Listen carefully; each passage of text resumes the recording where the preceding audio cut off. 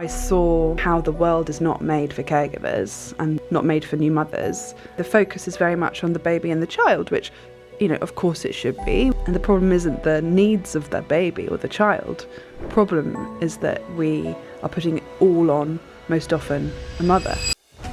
Lucy Jones is an award-winning journalist and author of Matrescence on the Metamorphosis of Pregnancy, Childbirth and Motherhood, which has been critically acclaimed and describes the profound transformation we go through when we become mothers. The dominant message is you have a baby and then, 6 weeks, bounce back, get back to yourself as soon as possible. I genuinely thought I was doing it wrong, something wrong with me, because I found it so difficult. As soon as I read that word and started to research and read and think about this transition, it was just completely transformative, as it is for many women who find this. Lucy, this is such an amazing experience because I feel like I know you so well, but the truth is we've actually never met in person. I can't believe we've never met. I really feel like we have. Because we have this just most phenomenal thread that weaves through our maternal experience, which is discovering this word matrescence. Yeah. And I think you were the first person who interviewed me about my book Matrescence. I think we talked before it even came out. Yeah, because I was so excited. Yeah. And I spoke to Dr. Alexandra Sachs in 2018. Wow. On Motherkind. Yeah. About matrescence. I think I talked to her around then for the Times. When did you first hear the word then? Was it through her article? No, I first heard it at the start of 2018 from Dr. Oscar Serralach. Oh, yes. Who is that amazing Australian doctor. And I interviewed him, funnily enough, in my car because we didn't have any budget and I had booked a tiny room. He was talking in South London somewhere random and I'd booked a tiny room and it had all fallen through. So I was like, well, I'm not doing the interview. So we did it in this sweaty car because we couldn't have the air conditioning on. Must have been summer. And he said, da-da-da-da-da. Well, of course, the woman goes through her matrescence. And he said it like you would say, apple. And I was like, sorry, what did you just say? And he explained it. Oh, wow. And that was the moment. And I viscerally remember every part of my body relaxing because at that point, my eldest would have been 2. And I genuinely thought I was doing it wrong. Something wrong with me. I was defected as a woman and mother because I found it so difficult. And he said to me in this kind Australian accent, he was like, oh no, it's your matrescence. Yeah. When did you first discover it? Through the TED Talk, was it, Alexandra Sachs? It was kind of similar to you. I reckon our eldest are probably similar age. My first daughter was born in 2016. Yeah, same age then. I think when she was about 9 months old, I read Alexandra Sachs's piece in the New York Times, Birth of a Mother. Mm-hmm. Similar to you, read the word matrescence. It was like a kind of paradigm shift. Just like everything changed in my body and I was like, oh, okay, this is a thing. This is the big thing that I am experiencing, a lot bigger than our culture and society presents it as. So I read that word in the New York Times piece and then I went and bought the text by Dana Raphael. Yes. Who was the American anthropologist who coined the term in the 1973. Yeah, in the 70s. So it was a book called Being Female and it came out in 1974 and it's a collection of essays.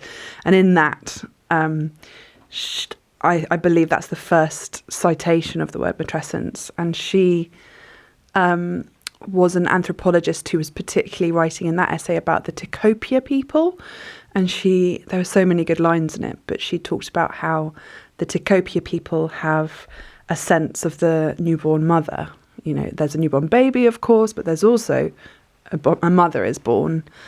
And similarly to you, I thought there was something wrong with me. I thought I was defective. I was finding it so difficult. And I just thought this thing has happened that I've always wanted, having a kid and being a mother. And every day is feeling so hard. And then as soon as I read that word and started to research and read and think about this transition, it was just completely transformative, as it is for many women who find this literature. Isn't it crazy how it took your book really to make that word mainstream? And I don't even think it is yet, but you've done a phenomenal job. But I mean, imagine the millions of women that still don't know. Billions, probably. Absolutely. I mean, there's lots of people who've done matrescence work, and I think it's Orally Athan who brought the word back. Yeah. And, lots of people have been writing and making art about matrescence, and my book's just part of that. But I find it, it's so interesting how invisible and how kind of hidden and obscured that transition is in our culture, in kind of Western individualistic culture, compared with how it is experienced in most cultures and societies across the world, which is as a major transition, a transition which needs support, a transition in which, if the mother has carried the baby, there's obviously recovery from birth and pregnancy, but there's also changes in identity, relationships, sense of self. It's very existential, it's very philosophical, it's very psychological, it's very emotional, it's all of these things. And yet, the dominant message is you have a baby and then, 6 weeks, bounce back, get back to yourself as soon as possible. And, the focus is very much on the baby and the child, which, of course it should be. We live in a world where we know a lot more about what babies need and what children need. And the problem isn't the needs of the baby or the child. The problem is that we are putting it all on, most often, the mother. And that is completely opposite to our evolutionary history. We evolved in these caregiving networks and collective groups. We are collaborative breeders. We're not meant to be kind of breeding in isolation and with this huge amount of weight on the individual, often woman, mother. So it's been, from that moment of reading Matrescence, and I'm sure it's similar to you, it took me on so many paths of, trying to understand this current moment of modern motherhood and the institutions around it, which are making it really hard. That's what I love most. Many things I love about the word and the concepts that sit under it. One of them I love the most is that for a long time, you couldn't say I'm finding it hard because people would say, well, don't you love your child? And there would be that sort of guilt and shame of even saying it out loud. And I think that isolated us further. What Matrescence does just so amazing is it separates the two, doesn't it? There's like the love that I have for my child, solid, all there, incredible. And through my matrescence, there's these structures and these institutions and these norms and the belief which make stepping into that role really difficult. And I love that we've got a word now to separate the two so that we stop shaming women for saying they're finding it hard. Exactly. And it's through language that we can connect and care for each other. And we can say, how's your matrescence, or how was your matrescence, or how's your putrescence? It's obviously a biological, cultural, psychological experience for men as well, fathers, of course.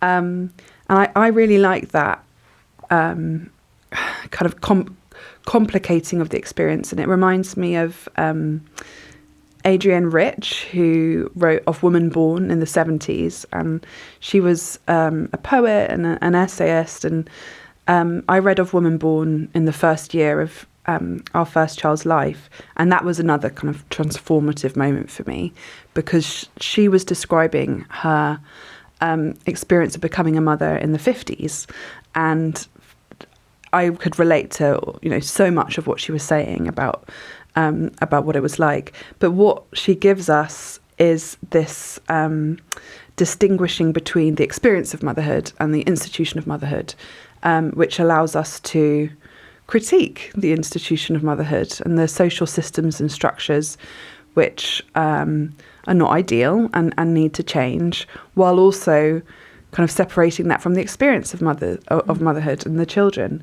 I think that's really important, because there's still so much repression and suppression and taboo around talking honestly about motherhood and early motherhood.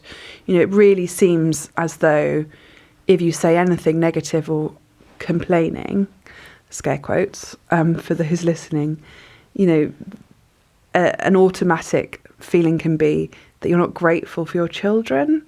And I think that, that's really, we need to move past that. And, this language gives us a chance to talk about the whole spectrum of the experience. Yeah, it's so true. Particularly, I think, if you've had a difficult journey to pregnancy, I think that gets magnified then, because people think, well, I've wanted this and I've fought for it in many ways, and, it's been years, and that's self-silencing.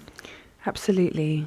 And I think, there's partly a cultural kind of like a dominant cultural idea of the mother figure, and a kind of romantic maternal ideal where, we all want mothers to be perfect and to adore their children. And, the kind of ideal is this self-sacrificial figure who's kind of perfect and obviously fantasy. But at the same time, the patriarchal narrative denigrates care work and, denigrates the work of growing and birthing babies and also the work of caring for infants and children. So I think mothers are left in this weird kind of swamp of this, the pedestal mother figure, and then the reality of it being kind of seen as, drudge work. Or I love when you talk about it in the book. There's many lines that I love. One of them is that you talk about how maybe in your 20s, and I would be the same, you would think, well, maybe it's kind of boring to be a mum, but actually it's like this socio-economic kind of spiritual awakening, like the most exciting sort of challenging thing that's ever happened to you. Me too. I mean, it's just phenomenal how, like you say, it's just like, she's just a mum. And the other thing that I love that you say is, it's life and death work. And it really is. We give these women, us mothers, often injured from birth, often traumatised from birth, exhausted. Like, I hadn't slept. I had a home birth. I hadn't slept for 40 hours. And then I get left on my own for like 8 hours with this fragile... It's kind of insane, isn't it? It's totally insane. I mean, it's... For a social species, you can see how kind of catastrophic something like that could be, that we're not the individual, independent, kind of machine-like citizens that, we're told we are. We are social beings and we need each other. And the fact that, that you could be left alone for 8 hours after giving birth is just, what is that? That's just crazy. It's like a complete... Like the whole system is against our evolution and against the way our nervous systems evolved. But I think it's really interesting how... I think I was probably quite naive. I hadn't really grown up around children or babies. I had been, privileged in a way to be kind of educated in a particular way and given... a lot of opportunities kind of in my career and to travel and to, be independent in a way. But at the same... And although I always wanted to have kids, when I became a mother, I really realised that I had this kind of internalised misogyny, kind of internalised like matrophobia almost, that the work I was doing was both like the most important work I could ever do. And I really had to get it right, because if I didn't, she'd be in therapy for the rest of her life. But at the same time, our political economy is telling me this is not valued. This is not even included in GDP. This is not non-work, So again, it's this kind of paradox and conflict. But I found that really interesting and really illuminating and revealing of the social context. I guess I'd probably never, in my life, being as I've, racialised white and middle class and like socially material privileged, I'd never kind of experienced kind of any kind of oppression.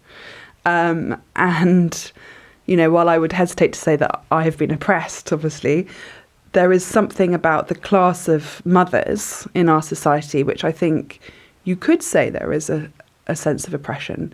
We don't have adequate maternity care. You know, the rate of maternal death is increasing. You know, we don't have adequate postpartum care. Like the amount of misinformation and kind of lack of research around how our brains change, how our bodies change.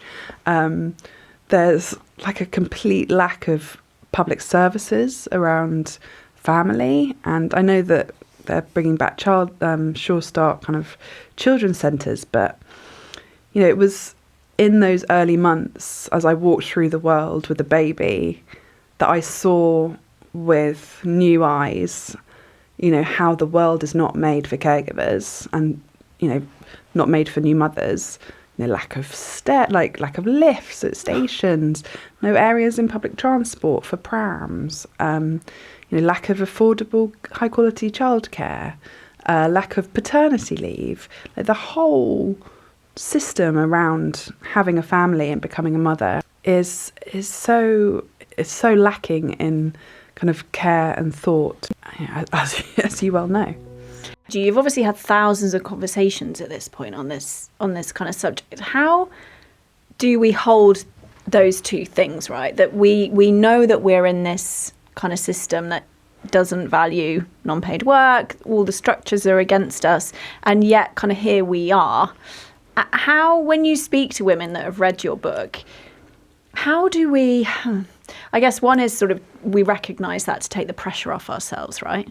What else are the things that we can do to, I don't want to say make it easier, but I kind of do want to say make it easier. Do you know what I mean? Yeah, it's such a good question. And yeah, I mean, I think, like you say, realising the social context of, you know, what maternity, how maternity is kind of situated is really important in taking the pressure off. And I think that's no small thing. So you know, I've been so privileged to hear from so many people since publishing Matrescence, and I always thought when I wrote the book that I was quite particularly neurotic, and I had quite a lot of shame, you know, and a lot of it, you know, I thought, oh, I'm just making kind of a big deal about all this stuff. But what I've learned, and it's kind of bittersweet, is how much shame so many people carry and how silencing that is. So a lot of the messages that I get, there's a pattern which is, and I'm sure you get the same, you know, thank you for your book. I feel very seen by it, very relatable, and I haven't been able to express this, and I felt so much shame, and it's, you know, been corrosive or damaging. So my sense is that actually knowing the way that we are not centering care in our society makes it very difficult for like everyday women often in modern motherhood is hugely valuable, because once that shame can be lifted, you can say to someone at a baby group, or, you know, like, shall we maybe try and like keep the library open, or shall we write to our MPs about kind of the maternity unit, or, you know, there's kind of little ways, or even can I help you like pick up your kid after school sometime?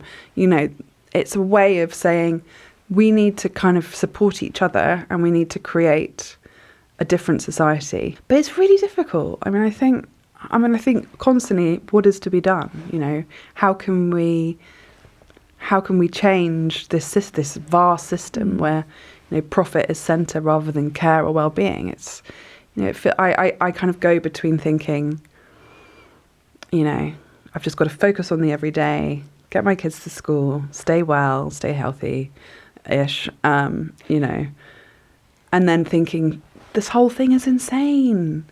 Like, it's bonkers. What would you do? What were the changes if you could make 3 kind of big structural changes? What would those 3 be? I think, I really like the work of economists like, you know, Kate Rayworth and Donut Economics, and this idea of kind of putting well-being and health and care, at the centre of how we organise society. It feels that if care isn't valued and kind of reproductive labour isn't valued in a way that, nature isn't valued, or then it becomes a place of kind of where the economy can kind of free ride on it. So it feels like it's extracted from, and I think that, there's a similarity between, and, people have always said this, planet, women, people of colour, this kind of move to extract as much as possible. I don't know how we correct that, but I think that, seeing it for what it is probably a first step. And, saying that, I have this thought in my head, everyone's so tired, I would really like to do more, community organising or volunteering or, be out on the streets more, but I'm knackered. I think that's the thing, isn't it? I think about this idea of like building our own village, and I have done that, but it took me years because I was too tired to build my own village. Yeah. I was too tired. Yeah. Exactly. And then I guess you, in a way, I don't know how old your youngest is, but my youngest has just gone to school. So in a way, I feel like I've built the village and I've gone through that kind of early matrescence, although I wonder what you think about this, but I imagine matrescence always is there and changes. Yeah. But, I think then you have, you're not doing this because you're still working in this area, but I think you might often have, and lots of other people obviously too, but who kind of go through matrescence and then, life is really busy and then you're kind of past that point. And so, that really vulnerable, intense moment of those early years kind of gets a bit forgotten or moved on from. Yeah. And I think also there's probably a level of like, so if people have experienced trauma as well, birth trauma, or it's like, oh, I don't even want to go there anymore. It's kind of, there's so many reasons why matrescence and early motherhood are hidden and disavowed and made invisible. I feel like it's a constant work, as you do, to look at that period and to look at pregnancy and to look at birth and to look at early years childcare, because it's so not a priority politically or, and of course there's cultural reasons, like, people, they look at breastfeeding in public, like no one wants to look, I'm very happy to look at breastfeeding, but like lots of people don't want to see breastfeeding. We still live in that world where like people feel like they can't even breastfeed their kids like out and about. It's just, there's so much going on there to hide it. It's so true. And it's fascinating to me how, we've been in this kind of maternal motherhood world a while together now. And it's like, I'll see the new podcast and everyone's like, oh, have you seen the new podcast? I'm like, yeah. But I think to myself, I suspect that will run for a season and then go away. And that typically is what happens, because I think you're right. I think when you're in it or when you're just out of that maternity experience, you feel very passionate, right? And that, lots of the celebrities will write the books and then it's kind of, then you move on and the focus moves on. And I think that happens a lot. And I often wonder, what is it about me and you, right, that's kept us in this space? And I think for me, it's that there's always so much to learn. Like, I've been doing this for 8 years, week in, week out. I've never missed a week and I am not bored. Yeah. And doesn't that say so much about just how much there is to say and to understand and to unpack? And every single time I sit down with someone, I learn something new. Yeah. But it's so, a metamorphosis is just interesting, isn't it? Like, because it's a state of change and transformation. So that's just interesting, like on a narrative, dramatic level. But then you also have, the spiritual, existential aspect, the bodily aspect, the politics and the economics of it. The psychology, your own childhood, your intergenerational stuff.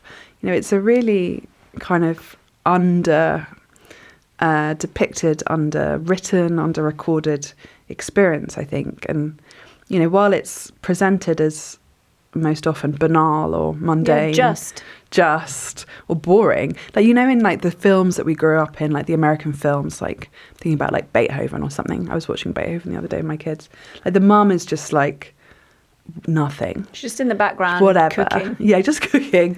But it's like becoming a mother and being a mother, and it, you know, it's so gnarly. It's so grisly, and it's so psychological and emotional, and It's hardcore, is what it is. Hardcore. Yeah, it's not. I mean, there's obviously been like a lot more cultural depictions, like, you know, Tully and you know, other things. But I feel like we need a lot more of that. But just going back to what you were saying about this period sometimes being moved on from, I feel like for me it's opened up so many avenues of different types of thought and learning, and particularly, you know, the problem of valuing care. I mean, that's not going anywhere, and that's a very central problem in our society. That is like a central question.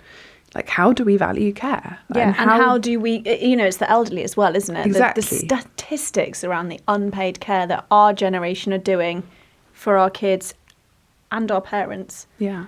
It's just... Yeah, it's kind of the stalled, I think it's Ali Hochschild who called it the kind of the stalled revolution.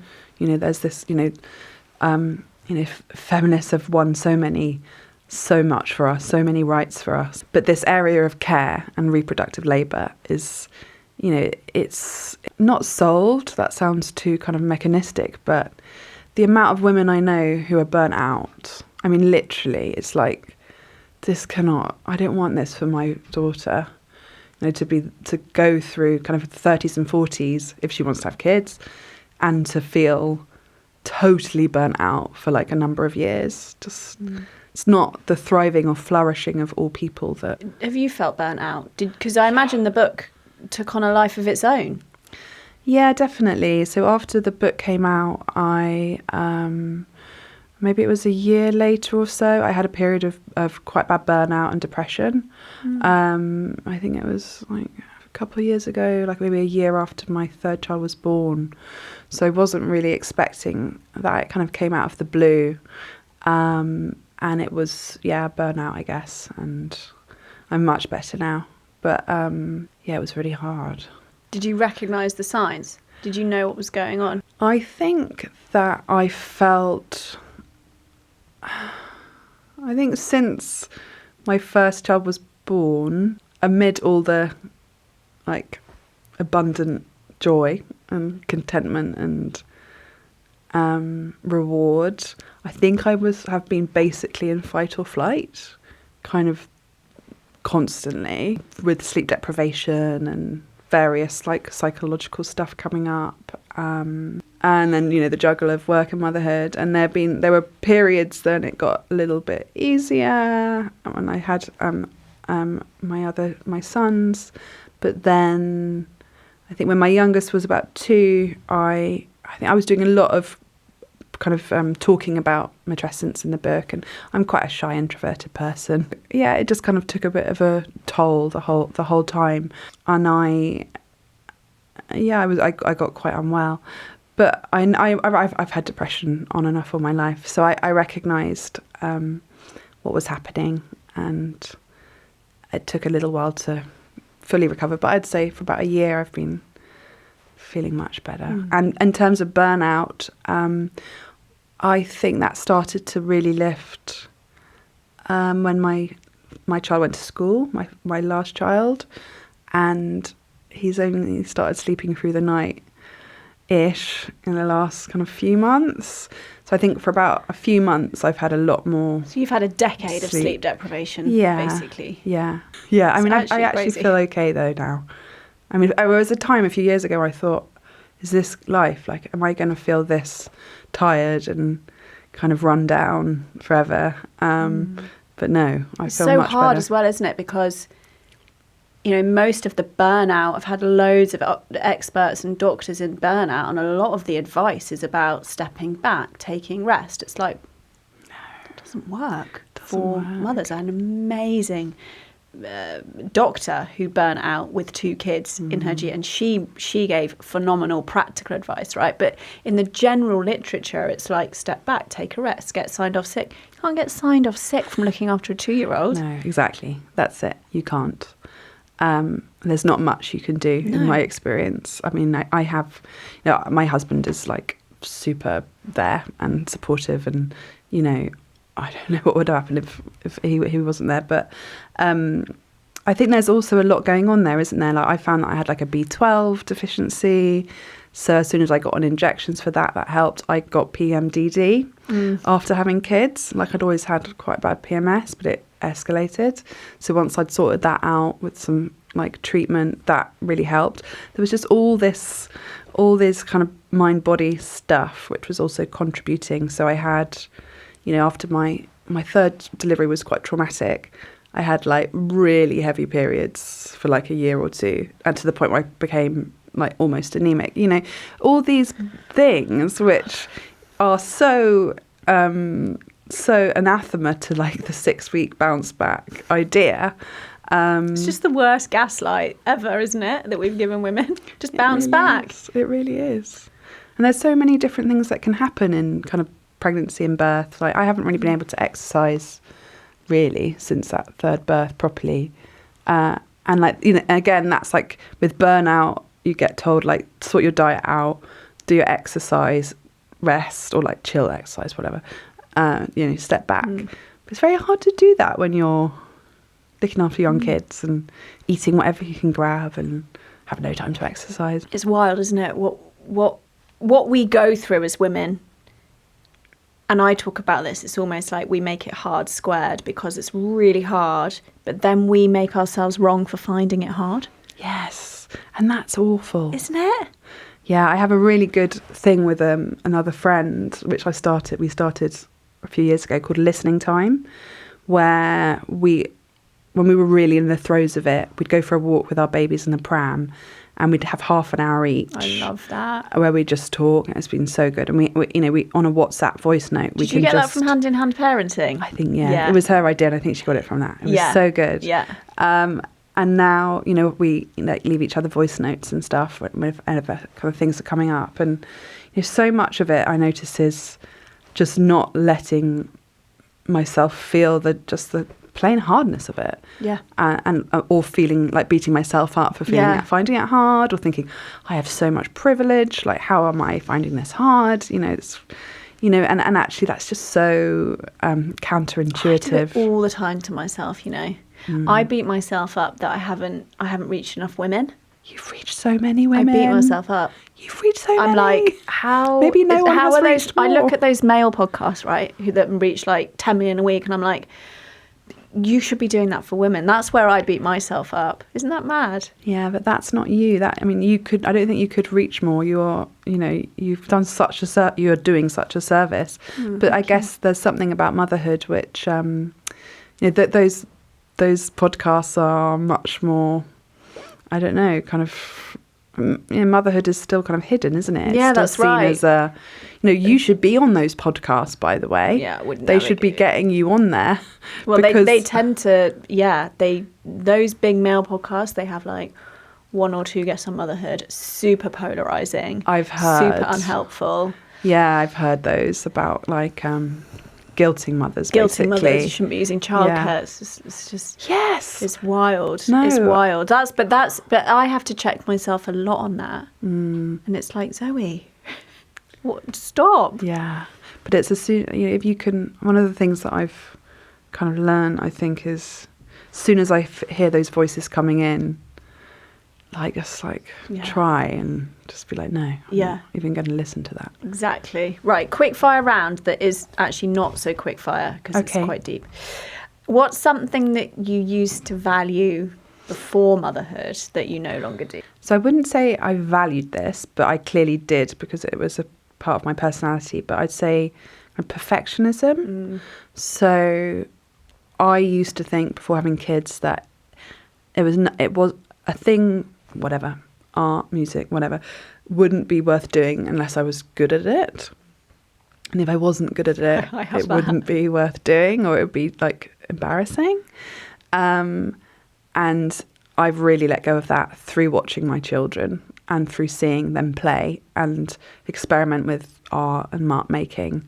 So I don't hold myself to those like perfectionist standards. I do with my work. I do with my writing. But I don't generally in life hold myself to those perfectionist standards anymore.